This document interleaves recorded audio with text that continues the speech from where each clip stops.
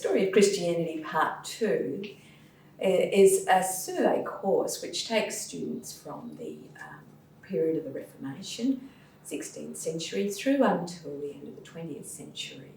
It's a broad sweep.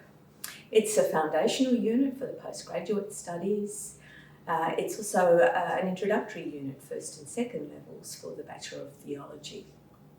It introduces students to an historical perspective on the journey of the Church from the time of Martin Luther and John Calvin and those other Protestant reformers through the Radical Reformation, Anabaptists, who are sometimes regarded as the spiritual forebears of the Baptists.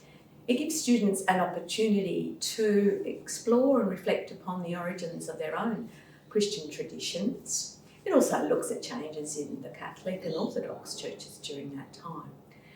The printing revolution made a big change to the way in which Christians understood their faith, and they could read, they could have their own Bibles for the first time.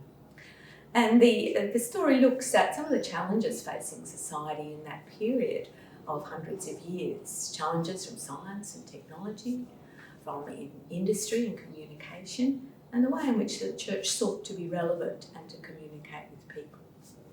It looks at the story of the modern missionary movement with people like William Carey in India and others who took up the challenge of world evangelisation.